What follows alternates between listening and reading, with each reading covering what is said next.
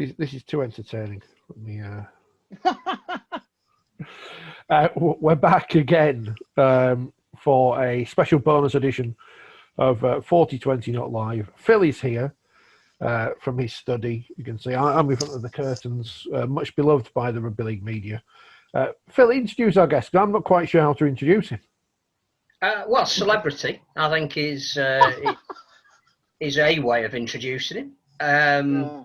Film producer, comedian, director, raconteur, columnist, all-round good egg.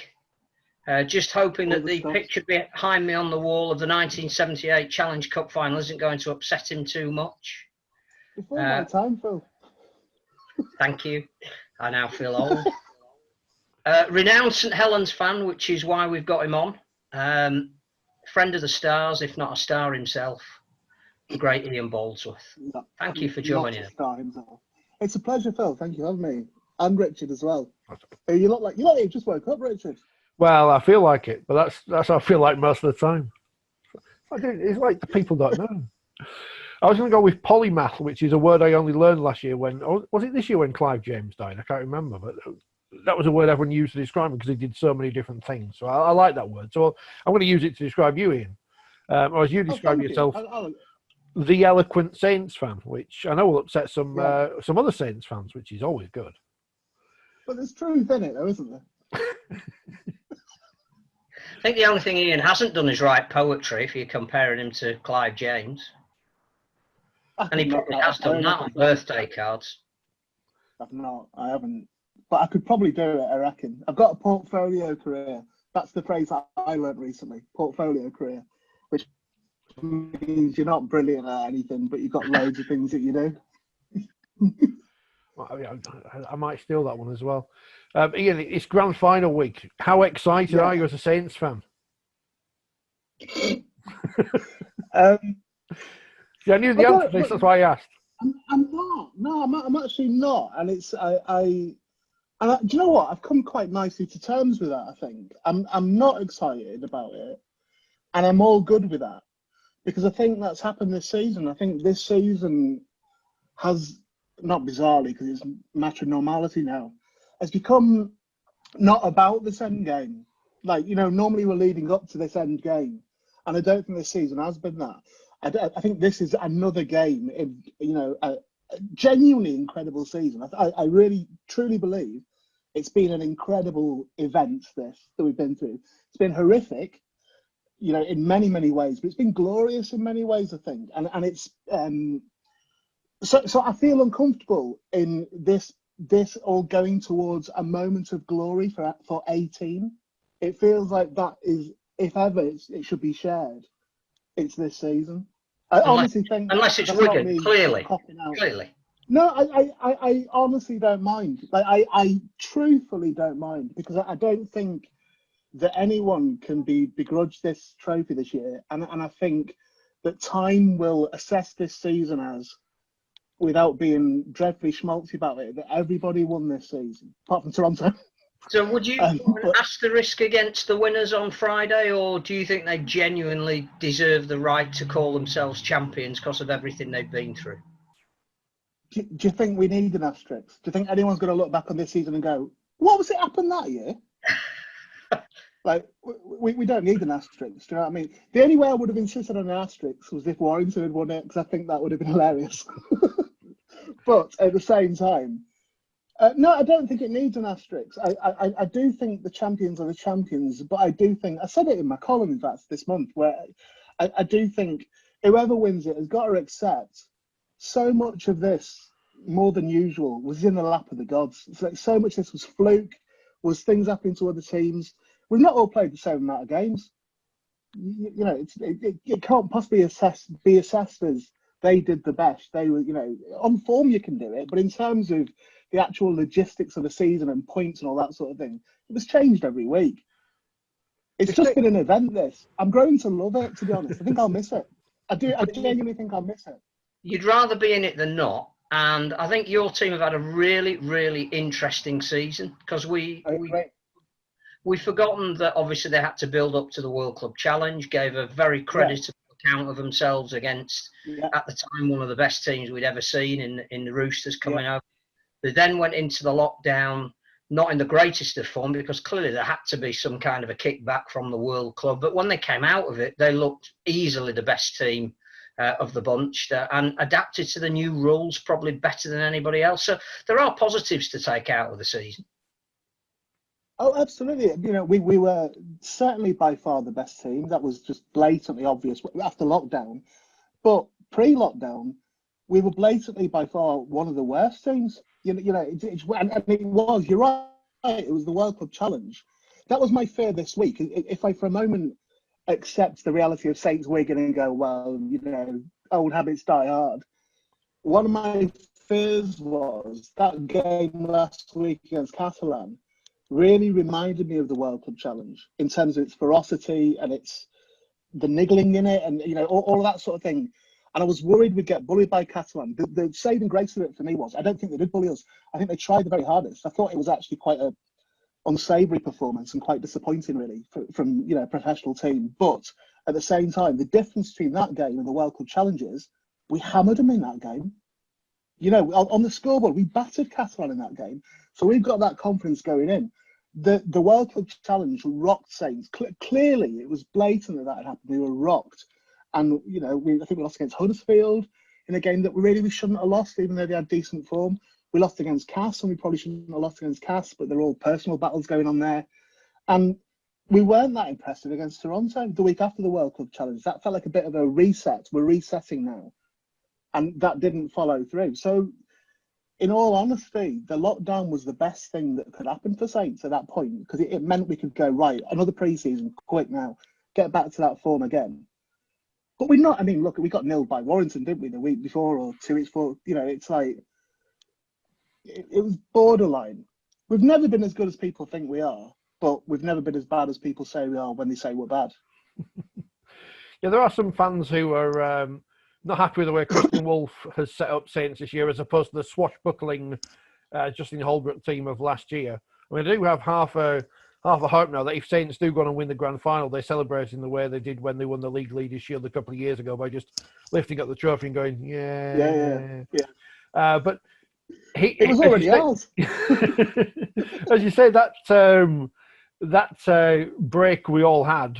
I mean, that's the last live game I saw was Castlewood versus Saints. Now seems to have reset St Helens in the way that Christian Wolf has been able to get his methods across to the players. The fans might not be wholly happy with the way they're playing, but they're in the grand final. As you say, they were so close to winning the League Leaders Shield as well.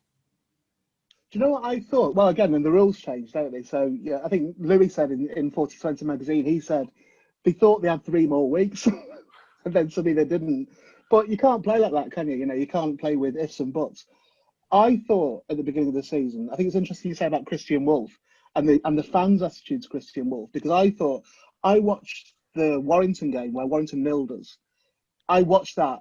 I was out of the country and I watched it on my iPad, and I sat watching that game, like going, he's going to be no good. This isn't Saints. This is too aggressive. This is horrible. It was, that was another game where I'd never seen Saints play like that before. It was headshots. It was cheap. I think someone pulled a bandage off someone's head. It was really vile to watch as a match until the World Club Challenge. And then I sat in the ground watching that and went, oh, that's why he's got them playing like that. That's why he's got them roughed up and, ready for a scrap, because he knew this was coming. And he had to get used to that. And they acquitted themselves well in the World Club Challenge. I'm not really one for celebrating when you don't win, but they did. They did acquit themselves well. And but for a few decisions or a few little daft missed opportunities, they'd have had that.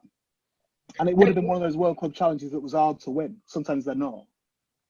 One of the things you have got, though, in the typical St Helens tradition that makes them a lot of other people's second favourite team because of the way they play is the most exciting back division in the competition. And I know other clubs could stake that claim, but in every position you've got a thrilling runner of the ball, someone who's able to maybe get you off your seat when the ball in their hand. From Lachlan Coote, who but for Bevan French would probably be the man of steel and the form fullback. Bevan who?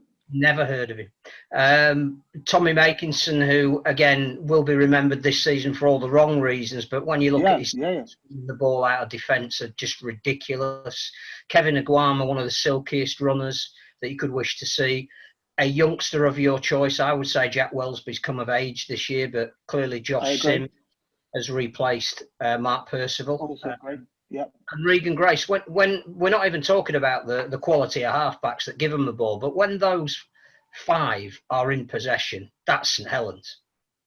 Yeah, I mean, I hope that that's not Percy Gunn, to be honest, because I'm very fond of Mark Percival. I think he's an exceptional player, and you know, there's always a great thing to have competition for places.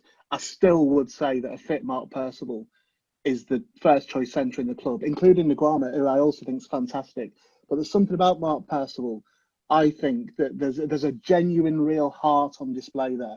Or it might be that he just doesn't even, you know, he just throws himself in fully or whatever without any thought. But regardless of that, he's certainly a very committed player. He's a very exciting player to watch. He runs in similar to how A.D. Gardner ended up running in. He didn't when he first started, but he ended up slamming into the line. You know, there was no hesitation or nothing. There were other wingers that we've had who had that hesitation, but Percy didn't. So I would hope that Percy's, you know, still in the mix there, really, because he's had an awful luck with injuries, really. But you're right. I think it's the most balanced sort of back line, and including the halves as well. I think it's the most balanced we've been for many a season, to be honest, in terms of how it's shared out amongst people. You've got Regan Grace, who can have a moment of brilliance. I also think he's developed perhaps more than you'd notice this year, Regan Grace. I think his defence is really, really improved. And if you see, and it might be, as you say, Rich, because of the nature of the game and adapting to the new rules, but there've been more opportunities for Grace to go. There's a half a gap there, and he's gone. Which, you know, with a more sort of intense defence that's set, it's harder to do that. But because defences are set so rarely nowadays, it's rare that the defence is properly set across all 13 men. It's finding them little gaps, and he's just scoring. He's just every single time. So yeah, other than those flash moments, I think it's a very balanced back row. I think years ago, you had Barber at the fullback and that, and it was all just built around him. It was all like, well, he'll just do it at some point. You know, hopefully, like, you know, as long as he's still committed to us, he'll do it at some point. But now that is really shared, I think, amongst the backs. I think it is. I mean, it feels that way. It feels more controlled. Which sometimes leads to some of the excitement, though, doesn't it? That sometimes.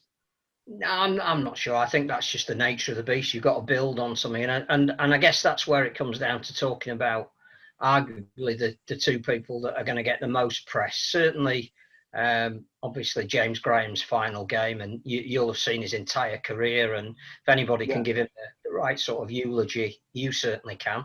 And James Rugby, who will go up to something like, is it 8th in the list of all-time appearances, and even though he's 104, is still as effective as he was when he was the man of steel in 2007 when he burst on the scene. Yeah, he's like, again, I think, and it's it's become hack to say it now, but it's true. Roby goes unnoticed. I absolutely agree, by the way, with Paul McShane getting man of steel. I've got no issue with that at all. He's not been better than James Roby this year, and James Roby wasn't even in the shortlist. But Roby this year, particularly, has turned back the years like nobody's business. He's running from acting half again. He's breaking the tackle from acting half. He's making clean breaks in the line again. And he's like, as you say, what is he, 70 or something? He's like, he's piling through there. But it just doesn't get recognised. He'll only get recognised, James Roby, now retrospectively. It'll only be when we're in this situation that we are with Graham and Sean O'Loughlin now. When that moment comes, and may it never, but when it does, that's when James Roby will start getting the raps again that he deserves. When they unveil his statue as they strategically withdraw Kieran Cunningham's, cut the head off. Well, they must never withdraw it. Cut the head off. Well, people were calling for that, weren't they, at one point? He's been, along with Cunningham, along with Paul Wellens, they're your X Factor players. They're the ones who really do mean something to the club. But it might be because, you know, the one club men. So there's probably a degree of that where people respond to that commitment that they've made to the club until they become the coach. But you know, whilst they're playing, they respond to that.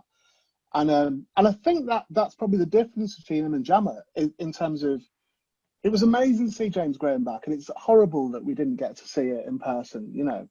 But at the same time, it's never going to have the impact it would have had if he'd just stayed at Saints. If it had been at Saints all this time and played how he's been playing in Australia, this would be a whole different thing. And I was thinking about that the other day with O'Loughlin, you know, being at Wigan all the time, and he's also retired. I thought, oh, he might have the edge on that. But then I thought, no, he's not played over here for all them years either, has he, really? But for a couple of finals. So you know, I think there's a weird thing with that. But, you know, outside of Saints and outside of St Helens, just as a general thing, James Graham's been something insane, really, in every sense of the word. I forgot to mention when Phil was on Monday talking about Sean O'Loughlin, and he said that no one's got a bad word to say about him. And I thought, well, Saints fans will, obviously. But the best thing on when he's in retirement was announced was the Wakefield fans piping up to say he got away with taking Chris Anakin's head off a few years ago. Because the disciplinary said, oh, he's got a great character, so he doesn't get a ban, so it's all right. Because that's what it's all about. It's all about whining people. He's been a high-shot merchant. He has been a high-shot merchant his whole career. That's true. He's an amazing player, but you can't... let's have a look at when he showed these compilation clips, you know, with him retiring. Let's have a proper look at that. Do one of them just tackling. See how many tackles you can get below the chest. Some would say that's the Wigan way, but obviously I wouldn't, and Phil wouldn't. But you can say that. Yeah. I mean, yeah. Well, it is, isn't it? You know, that aggression is. But I'm not averse to a degree of aggression. Obviously, I'm not averse to that. I am averse to it when I was sickened by that game last week. Like, I found it really upsetting. Well, it was. I just thought it was. You know, we spent the last few months saying how great Catalans are for, you know, and the amount of money they've spent coming over week in, week out. Yeah. And it's almost, you don't want to take anything away from them, but you're right, that performance was disgraceful. Some of the reaction to the bans for Tompkins and McIlaurin was disgraceful. I mean, as I said, I thought Tompkins' statement was ridiculous. And that was from a perspective of, if I was working for a club, I wouldn't want someone coming out and making a statement which A, says the disciplinary isn't worth what it's written on, and B, is pretty much blaming the guy who, I'm trying to think of the word, I don't want to... Was the victim. That's I'm always glad Phil's here to keep me on the straight and narrow. I thought, you know, sometimes it's best to say nothing and just... Yeah. If he hadn't have made that statement, I'm not saying it would have blown over straight away. And of course, as Phil Wilkinson pointed out on Twitter to me, you know, the first time he's put up before the press next year, everyone will ask him about it. But it would have gone quiet for a while. He just stoked the flames. And I thought it was a shame for Catalans, with all the good work they've done this year, that they kind of undid it a little. And, you know, in the eyes of many supporters, anything bad, that's it. All the good work is thrown away. And in that performance and the performance the week before, they may have lost some of that credit. I agree, and I think that if you compare it to the Makerton incident, which was equally abhorrent, by the way, I'm not making any defence of that at all, but that was how that was dealt with. It was something that happened, drew a line under it. There was no like, well, you know, oh come on, I didn't mean to do it. It's like, look, it's there, it's blatant. You can't get away with that, and you shouldn't get away with that, And really, it's not been forgotten, but that has now just calmed and settled. I think what my issue with Catalan was last week is there was just something a bit not classy about it. You know what I mean? There was just something a bit, like you say, they've spent so much money doing this. I mean, if I was Gouache, I'd be like, have you got any clue how much I've paid for you to even play that game? And you go out and do that. And similarly, by the way, both losers in the semis this year, both of them, I think, lost definitively because of attitude. So Catalan lost because they came for a fight, and they seemed to have no interest in playing rugby once it was out of their grasp. And Hull lost in that one moment when they were all like 10-year-olds. Do you know what I mean? Patting people on the head. As we like to call it, the Benny Hill moment. It wasn't that insane. That was like, and I sat watching it go, you've literally just lost this game. But Because you've shown you've got no cool about you at all. This is a problem I have with social media, and it kind of goes into the Man of Steel thing, which I'll mention in a minute. But the reaction to Chris Kendall being announced as the referee on Friday is ridiculous, because there's only so many referees they can pick from, right? And they're all what they are, right? So I'm not saying they're all perfect, 'cause of course they're not. But everyone who criticises the referee for missing this and missing that, but none of the players go on social media and say, well, he's a Burke for tapping him on the head, and he's an idiot for making a high shot, and he shouldn't have stuck his finger up his backside. It's too easy to blame the referees. It's too easy. It's too easy to send abuse to Paul McShane for deigning to win an award when they're not going to tweet saying Ellery Hanley's an idiot for picking him in the first place. Ellery Hanley's how dare he? Yeah, Ellery Hanley's Paul McShane. Well, I should emphasise, as I said before, I absolutely consider McShane a worthy winner of that award. Like, I really do. I'm just talking about on pure game skills. That's tight road every time. But I do think credit where it's due. I think the Man of Steel award, it's great that it went to somebody that isn't into the final teams. I think the dream team was perfectly balanced. We all know there's, arguments in every position on the dream team. There certainly is. But that dream team was like, oh, isn't that nice? That's like everyone pretty much, give or take. That's everyone in there, and it's a nice representation of the entire league. You can tell I'm argumentative, you can tell. I just want to go back to the appointment of the referee, because I know that you've written some really, really incisive columns, particularly this year, about how we should approach the season as fans, and that because of the exceptional circumstances, we shouldn't ever be looking to apportion blame on players whose load has been above and beyond, and welfare was taken out of the equation when at one point we prized it. We shouldn't be overcritical of coaches because they've had no training time. And you'd feel the same about referees as well. This game on Friday is not going to be determined by the choice of the referee, is it? It's really not. And do you know what? I've got less of an issue if, like in the Challenge Cup last year. So there was that moment everyone had to go at Hicks and all that sort of thing.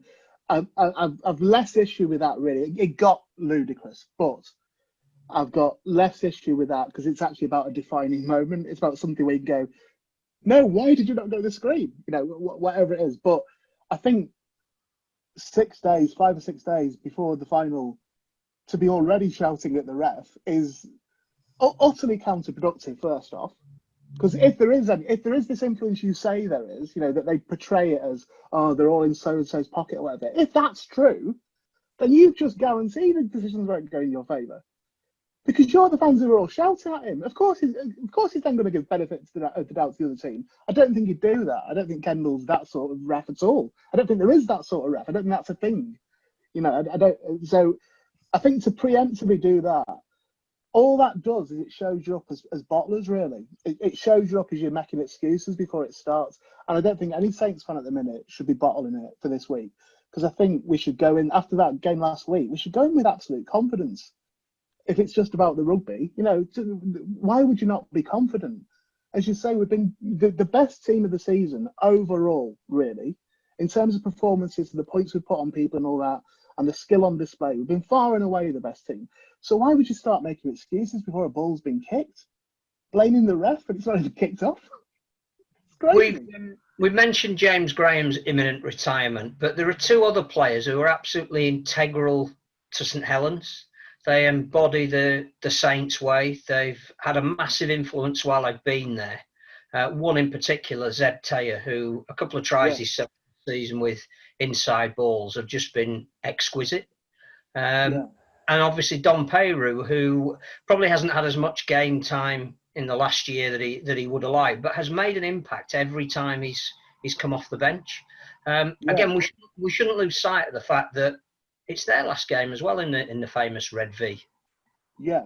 Well, there's other players departing as well that aren't going to be in the squad, isn't there? But it's Peyroux's been a weird one this year, I think, because I presumed he was injured.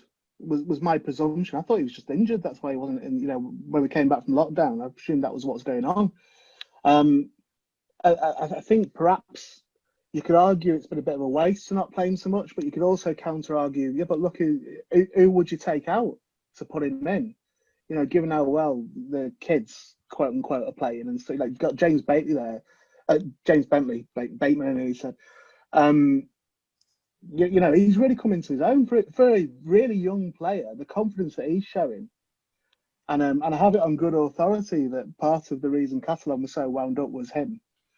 From somebody that was in the ground, said that he was at them all night. So, you know, you wonder where you could make a space. You know, Paolo, it was horrible when they announced Paolo was going, and there was a load of fans supposedly just going rubbish signing, waste of money and all that. And it's like, oh, come on, really? Even now you're doing that? It's like, it's not a rubbish signing at all. It's just not been able to break into that team because the people in that team have been so good. He'd have walked into many another team in Super League. Like he certainly would have done. So it's not, I don't think it's fair to say that people haven't done so well. And don't forget Peyru, first season he was here, when Cunningham signed him, they were calling for his head that first season. You know, all the Saints, you know, all the Saints fans was giving it, he's no good, he's not, you know, really impatient with him. But you're right, he's 10. Like they were with Matt Gidley when he wasn't his predecessor, Jamie Lyon. And it turned out to be quite good, that Gidley fella. But it wasn't quite as bad with Gidley, I don't think. I think there was a bit of benefit of the doubt that we weren't going to get the same again. Similarly, Lachlan Coo, in that I think there was an acceptance, this isn't going to be Ben Barber. And I called it, by the way, in my article. If you go back through your back issues, I called it. I said, he's not going to be Ben Barber, but he's going to bring balance to that back line. You know, he's far better all-round player, if not, you know, having his moments of glory that are individual. I don't know, Taya, I thought about this in the shower the other day. I was thinking about it. You do? Well, you know that. Well, it was for who left Saints for Taya to come in, and at the time it was like, I can't believe that we've not done everything we can do to keep Greenwood at Saints. You know, it was. I remember my dad saying, and my dad's away now, but I remember my dad saying, that's ridiculous if let him go, ridiculous. And if you look at them both now, you'd go, I'll have Taya every day of the week. You know, there was all talk of like, oh, he's too old, and we had this young lad who's gone out. And Greenwood's had his glory days too, and will continue to do so. He's a great player if he keeps his head. But I'm still glad we had Zeb Taya in that time. I think he's been fantastic. He really has. As you say, he's been a brilliant servant to not just the club, but the game, you know. Thanks to the brilliant editing skills that I possess. People won't realise that we ran out of time on Monday with Phil Wilkinson. Now, the time is ticking in front of me because I'm too cheap to pay for a Zoom account because, you know we're on a shoestring, this YouTube channel, social media. And you're on dial-up as well. Well, that's Wakefield for you, see. I mean, you Saints fans, really, you know, with your success for the last however many years, you don't know what it's like to finish, you know, near the bottom of the table, and occasionally, you know, I'm still cursing the fact that, you know, Saints, because Scott Griggs didn't kick the ball over the Celebrity Squares stand, not waiting to run for the top four a few years ago, because I remain bitter about these things. But we talked, and then Lomax scored that lovely try. Do you remember that lovely try that he scored to win it? Well, that must have been horrible because I was cursing very bad words. Which we know plenty of in Wakefield. We've mentioned fans a lot. I mean, as I say, I haven't been to a game since the game before lockdown with the Cass and St Helens match. I don't know if I've missed going to games much because I'm so used to working at them. It's not quite the same atmosphere, and you're not in the same frame of mind. But how have you missed the whole game day experience? It's a social thing. It's not just about watching 80 minutes of rugby. It's the social aspect of the game. Well, no, because of my my involvement that I treasure with Forty20 magazine, I tend to be in the press box under the pretense of working. So I mean, that's what I'll be doing next year. I mean, I have to say that. Yeah, you know, the World Cup challenge was the biggest snap in rugby league. Who isn't going to be writing for Forty20 magazine? Yeah. But have I missed it? I have missed it. Of course, I've missed it. But I feel like the social thing's not really a thing so much for me. I do go, like when I don't go on a freebie or whatever. I'll go and I do work, by the way. That's only pretend, but I am shouting and screaming while I'm there. The rest of the press box look at me. It's like, well, I do support them. I can't do anything about that. But you know, I go with mates and stuff, and you know, my partner, and we go with my other friend Michael and things, and you know, it's a nice experience to go. But I do. How can you know, none of us three would be sat here now if we didn't like know what it was like. You know, we know what that's like, so we know that's something that's part of your life and it's part of your growing up and stuff. And you know, I was introduced to Saints by my dad, and my dad died earlier in the year, like right before the lockdown, right just before it. And to be honest, on a personal note, I was actually feeling a bit like, don't fancy it. Don't fancy Saints at the minute. It was a bit too emotive for me, you know. It was getting a bit much, and I was kind of forced to go to my dad was in Warrington Hospital in his final hours, and I was forced to go to Warrington's ground to see the Toronto game because everyone was going. He'd have wanted you to go. He'd have wanted you to go. And I was like, all right, I'll go there. I was literally just down the road as he's breathing his last and stuff, and it was like I felt that night obviously very emotional, but. When I was seeing like dads with their kids and things like that, it was like, okay, circle of life, this sort of thing. I was very philosophical about it, but I did feel like I don't want to be around this too much just for the minute. So it seems for everyone at St Helens, you know, that it came at a good time for various reasons, you know, for the team and for the Speckies. But I am at a point now where I'm like, right, I'm ready for the off season, and I'm ready for whatever happens next year, however it happens. That we're like, right, we're set. You know, like the lockdown with Saints getting great again, it's like, right, we're set. We can approach next season now as a movement of rugby league. We can approach this now going, right, there's nothing that can overcome this game. There's nothing that can actually ruin it, you know, or destroy it rather, because as a movement, we've shown that we can do it. Stupid decisions get made constantly, as we know, as we discussed with Toronto and all the rest of it. But as a movement of rugby league, we've come through this. They're only giving mortgage to people at the moment whose businesses have survived the lockdown. Our business has survived the lockdown, and it's insane that it has. That's bonkers that it has. So credit where it's due to everyone, including the refs. You know, that's where it's the thing we were discussing earlier on. It's quite bad nature, isn't it? And before you reset your clock for 2021, you've got one game to watch. We need a picture of how you're going to be watching this. Are you going to be dancing around your living room? Are there going to be cans of beer? Will there be champagne on ice? How can we visualise you watching your team play in the biggest game of the year, but you not being there? I start very studious. So this is how I start. So I start very calm, just watching the game. That's how it begins. And I watched, and there could be like 2 or 3 tries before I even react.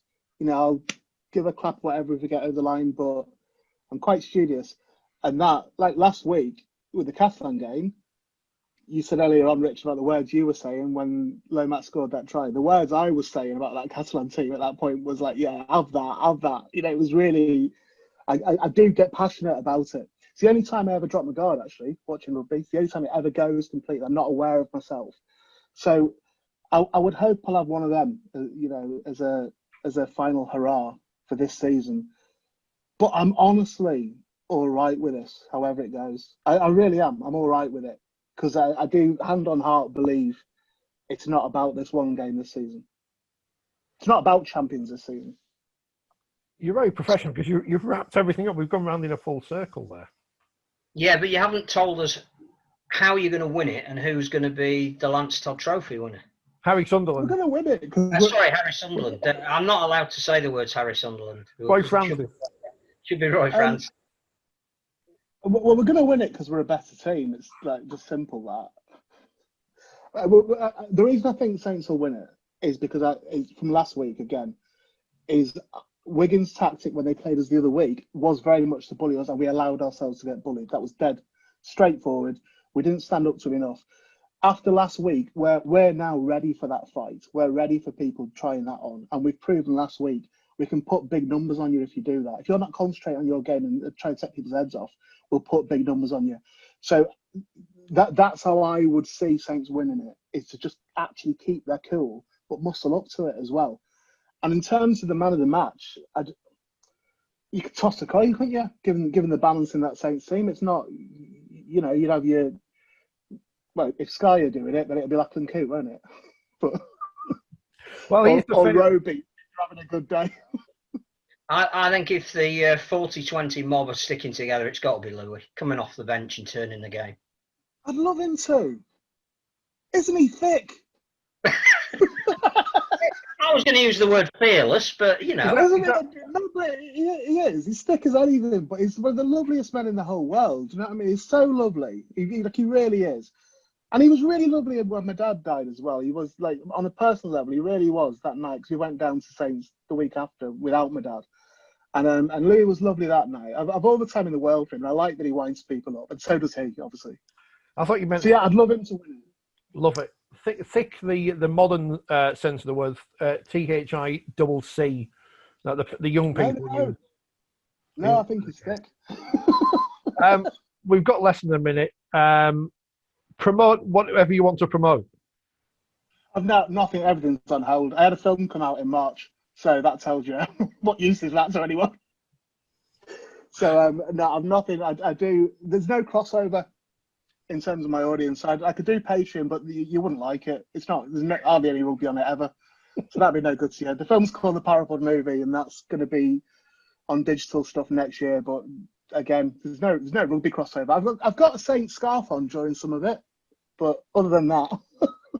Well, that counts. Ian, thank you very much for your time. I'm going to try and wrap this up before it all crashes. We'll be back at some point. Ian, it's been a pleasure. Phil, enjoy your Zoom meeting you've got later. And we'll be back after the grand final here on 4020, not live.